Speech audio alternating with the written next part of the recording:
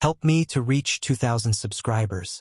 I found out about the other woman because a single sheet of paper slipped from a folder and fluttered to the floor like a dying leaf. An ultrasound image. 11 weeks. Estimated due date neatly circled. For a moment, I just stared at it, confused, waiting for my brain to make sense of the chaos swirling beneath the surface. But then I saw the handwriting at the bottom. Daniel's handwriting, and my entire body went cold.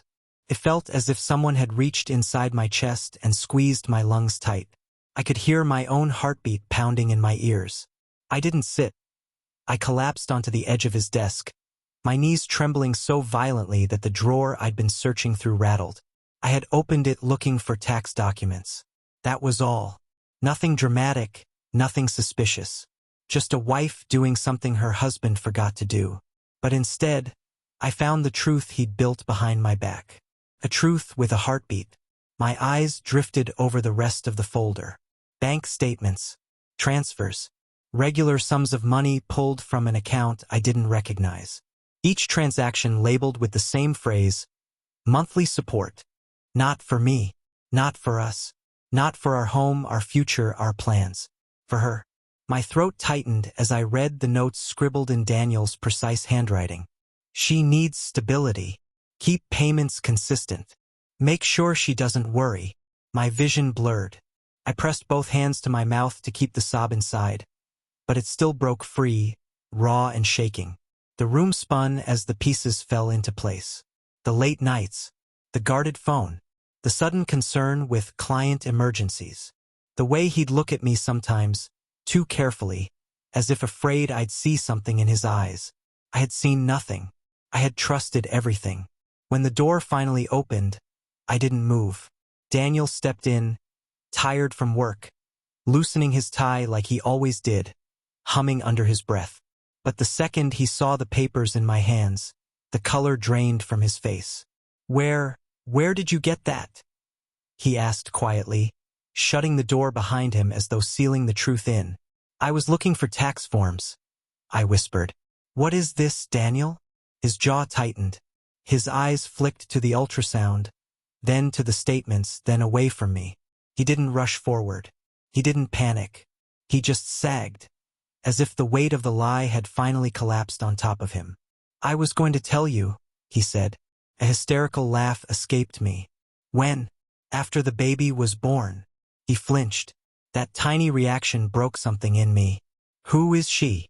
My voice shook, but I needed the answer like air. Daniel rubbed a hand over his face. "Someone I made a terrible mistake with. It was one night. I swear it wasn't supposed." "Don't," I cut him off. "Don't you dare insult me with cliches." His silence was an admission deeper than any confession. I stared at the ultrasound again. Not a fantasy. Not a maybe. A child. A life he had chosen to support. A responsibility he had embraced. And none of it included me. "Do you love her?" I asked, afraid of the answer, terrified of the truth.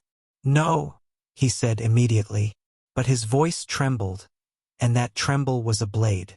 Because love wasn't the only betrayal. Choice was. Loyalty was. Responsibility was.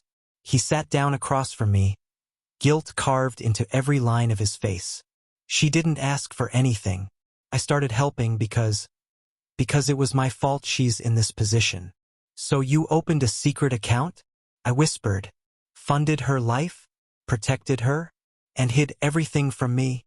"I didn't know how to tell you," he said, voice cracking. "I didn't want to lose you. And yet," I said softly, painfully, "you already made every choice that did." Silence stretched between us. Heavy. Final. The kind of silence that forms only when something has died. I stood up slowly, wiping tears that wouldn't stop falling. "You didn't just cheat on me, Daniel. You built a life outside this home. You planned for it. You protected it. You supported it." He reached for my hand, but I stepped back. The distance felt like a canyon. "I'm sorry," he whispered. "I know," I said. "But sorry doesn't erase a child. Sorry doesn't erase a secret future you funded behind my back." My heart cracked again as he looked down at the floor, defeated. I took the ultrasound, folded it neatly, and placed it back in the folder. This belongs to you. All of it. Where are you going? He asked, scared. Somewhere I don't have to question whether I matter, I said, grabbing my coat. He closed his eyes, a single tear slipping free. Will you come back? I opened the door and paused. You didn't give me a choice in your betrayal, but I get to choose my ending. I looked at him one last time. The man I loved, the man who broke me. I choose to walk away, and I did.